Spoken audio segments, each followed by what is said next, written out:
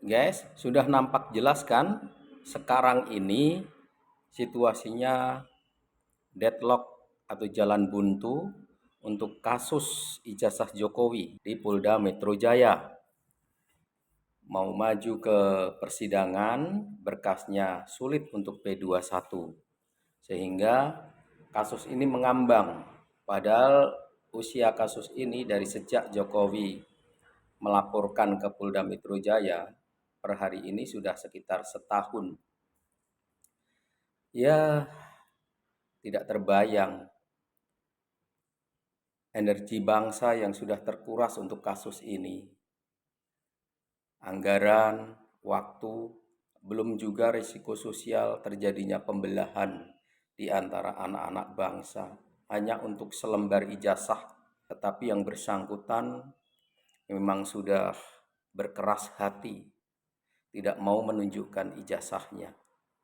Dia melihat dengan mata kepalanya di depan dia, energi bangsa terkuras, anak bangsa saling terpecah belah, tetapi yang namanya Jokowi berkeras hati tidak mau menunjukkan. Maka ya jangan disalahkan publik.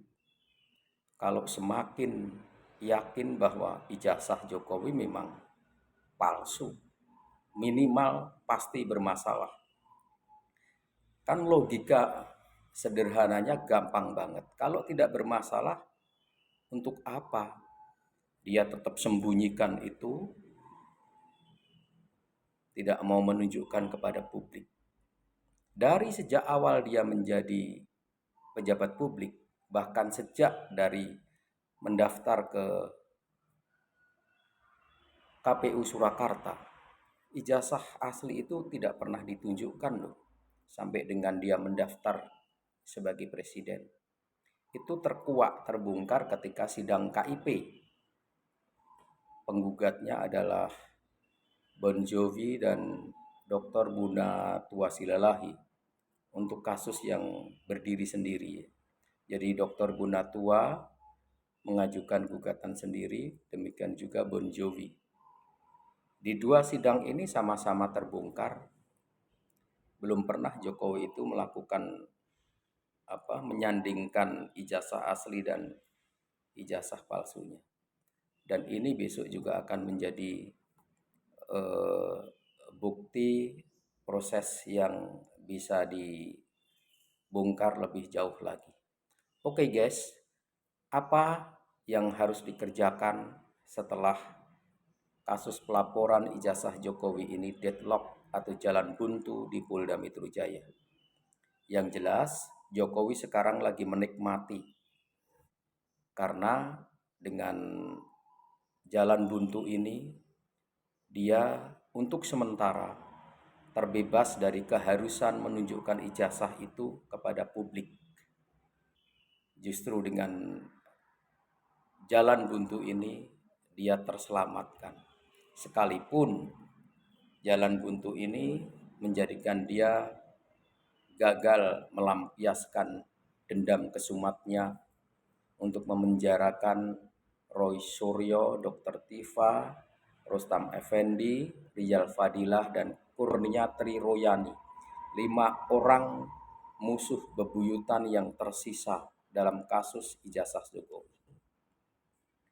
Jadi itu guys, akibat dari jalan buntu ini, Jokowi terhindar untuk sementara dari keharusan menunjukkan ijazahnya kepada publik.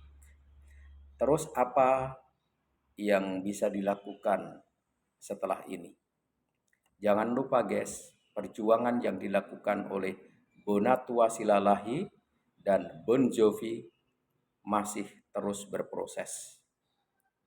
Yang terdekat adalah Bon Jovi mengajukan gugatan kepada Polda Metro Jaya. Nah, dari keduanya ini perjuangannya bukan dengan uji pembuktian ijazah analognya Jokowi. Bukan. Tetapi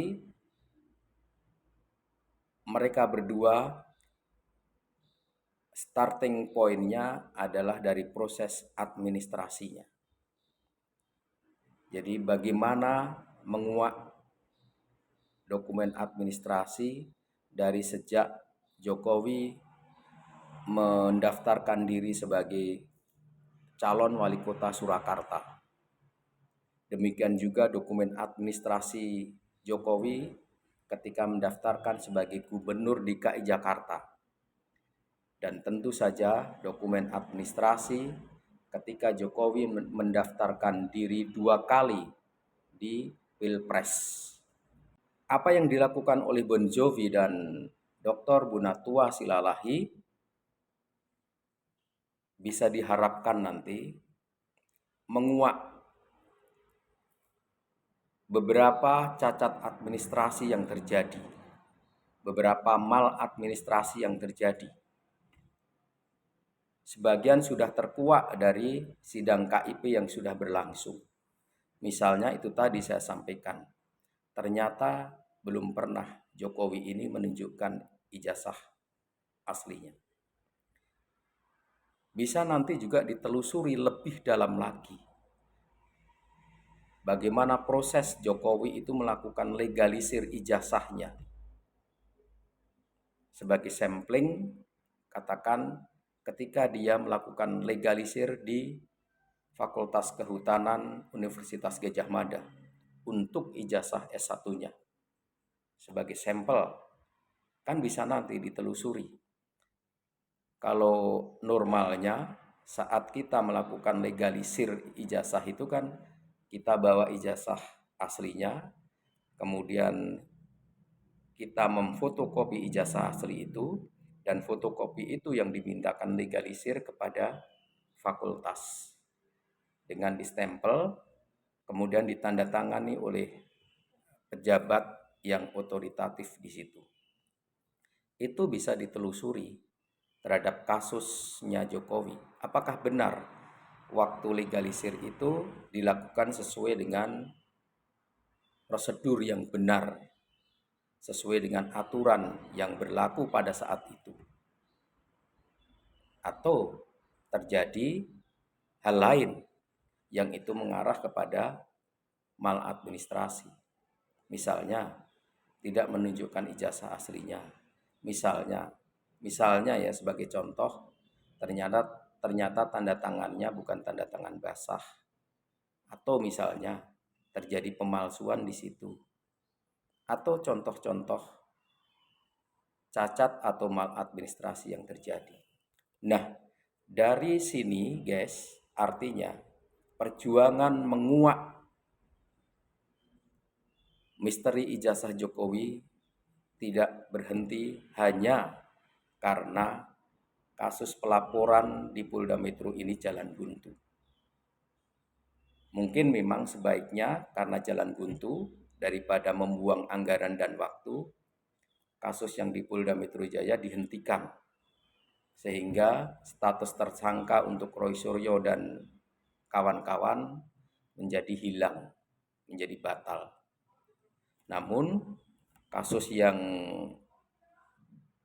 berproses adalah kasus yang dilakukan oleh Bon Jovi dan Dr. Bunatua Silalahi dengan pendekatan administrasi.